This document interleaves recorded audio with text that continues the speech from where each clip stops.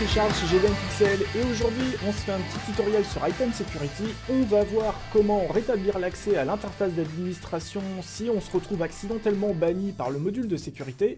Ça peut arriver si on a mal configuré certains éléments ou si on a oublié son mot de passe. Donc ce qu'on va regarder ici c'est 1. Comment configurer proprement le plugin pour ne pas se retrouver dans cette situation et 2. Comment s'en sortir si d'aventure on ne peut plus accéder au back-office. C'est parti.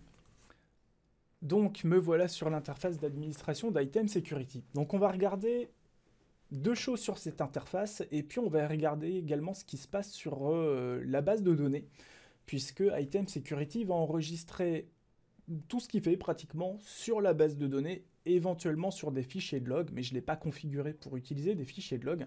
Et donc on va regarder brièvement et simplement comment fonctionne la protection contre les attaques de type brute force.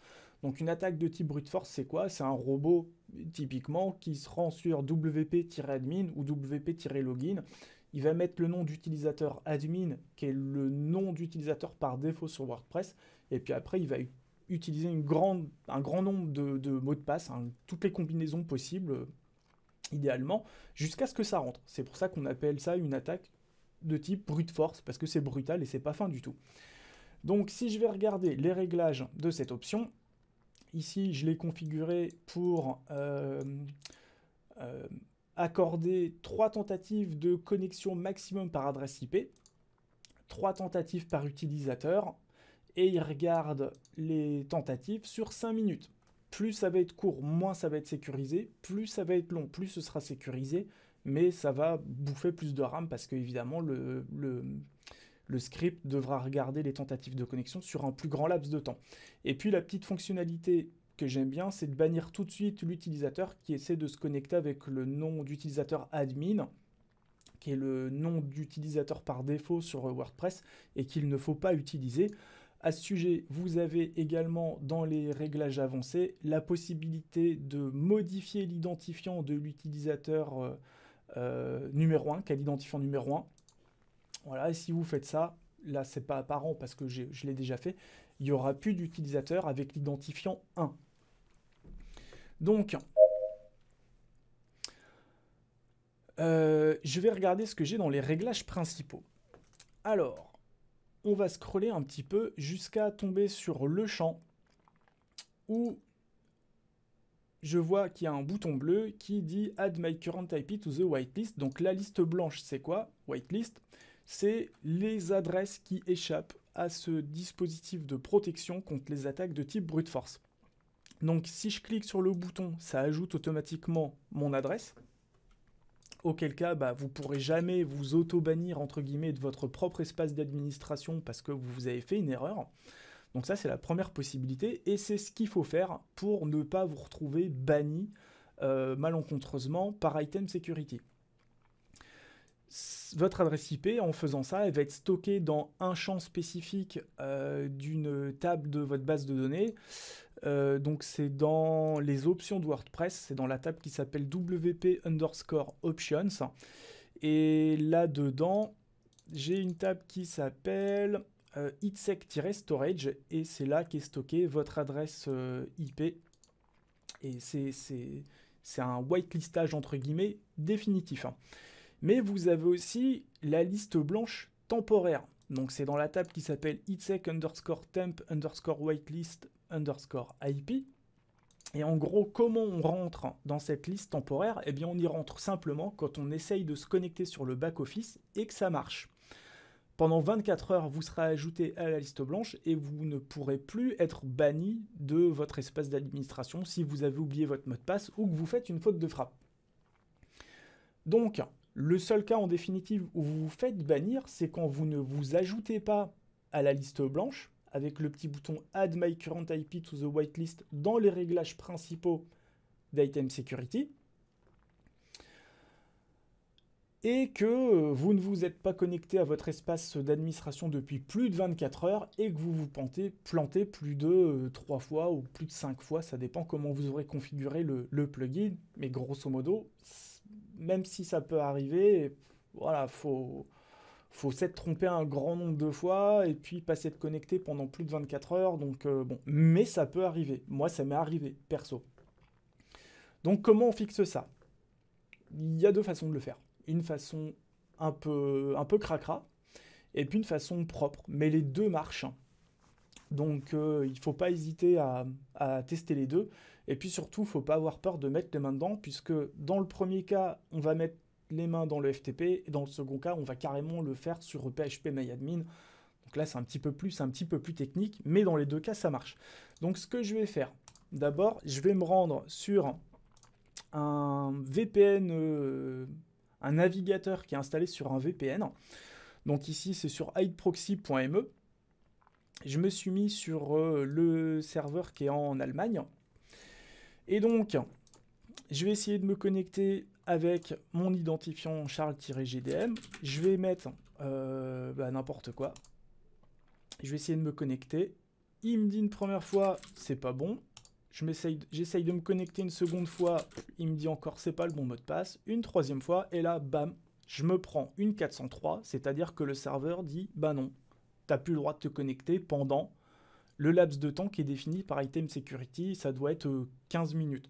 Pour un robot spammer qui est là pour faire une attaque de type brute force, 15 minutes, c'est une éternité. Au bout de 10 secondes, voilà, il voit qu'il s'est pris une 403, il n'insiste pas et il sort. Donc comment je contourne ça? Première façon, je me log en FTP sur le serveur. Je trouve le dossier d'Item Security, donc c'est dans wp-content/plugins. Le dossier du plugin ne s'appelle pas Item Security, il s'appelle Better WP Security, c'est l'ancien nom d'Item Security, et tout simplement ce que je vais faire, je vais le renommer. Je vais l'appeler Better-WP-Security Old, ou vous le renommez comme vous voulez. C'est plus simple de mettre Old à la fin du fichier, parce que voilà, vous savez que c'est ce qu'il faut dégager. Donc là, on va attendre 3 secondes que mon FTP veuille bien se reconnecter. Je vais refaire la manip. Better WP Security Hold. Donc là, le plugin ne peut plus fonctionner parce qu'il n'a plus le bon nom. Et quand je me rends sur mon espace d'administration et que je mets mon identifiant et mon mot de passe, si je mets n'importe quoi, je suis plus banni. Voilà. Et donc derrière, je vais pouvoir me connecter avec le bon mot de passe, ça va fonctionner. Donc ça, c'était la première façon de faire. Mais effectivement, c'est un petit peu cracra. La bonne façon, entre guillemets, c'est d'aller dans la base de données sur PHP-MyAdmin. Donc si vous êtes chez OVH ou Gandhi ou One, vous avez tous un PHP-MyAdmin. Et vous cherchez la table qui s'appelle wp_itsec_lookouts. Et là-dedans, j'ai les utilisateurs ou les adresses qui sont bannis. Et ici, vous voyez que l'utilisateur qui a l'identifiant 5, donc c'est moi, il est banni. Et puis, vous voyez également que l'adresse IP sur laquelle j'étais est bannie. Et donc, ce que vous faites simplement, c'est vous cochez les deux petites cases. Donc, il y en aura plus si vous avez essuyé des attaques de type brute force. Et puis, vous les supprimez en cliquant sur le bouton effacer. Donc là, il me demande de lui confirmer la manip. Je dis que c'est bon. Je vais remettre mon plugin en route. Et si là, j'essaye de me connecter avec un mauvais mot de passe, je suis bien banni parce qu'il a regardé que sur 5 minutes, j'ai déjà essayé de me connecter. Donc là, voilà, je suis rebanni. Et donc, il faudrait que je supprime également ce qu'il y a dans wp_itsec_temp, où il y a toutes les tentatives de connexion qui ont loupé. Donc là, vous voyez, Charles-GDM, temp user identifiant 5. Donc voilà, c'est la tentative de connexion que j'ai fait il y a 5 minutes. Si j'efface celle-là et puis celle qu'il y a avant, il n'y aura plus assez de connexion sur 5 minutes pour que je sois inclus dans ce dispositif de filtrage. Voilà, donc ce que vous devez retenir simplement, c'est si vous êtes coincé hors de votre espace d'administration, FTP, renommez le dossier wp-content/plugin Better WP Security, vous lui donnez un autre nom et il ne fonctionnera plus, vous pourrez vous loguer. Et puis, dans la table sur PHP-MyAdmin, wp-itsec_lookouts, supprimez l'adresse IP qui est filtrée ou l'utilisateur qui est filtré, et là vous pourrez vous connecter normalement à votre interface d'administration. Ce qu'il faudra faire également quand même, c'est ajouter votre adresse IP à la liste blanche en cliquant sur le bouton Add my current IP to the whitelist pour ne plus être filtré bêtement. Et puis ce que vous pouvez également faire dans les options avancées, c'est cacher l'administration du site.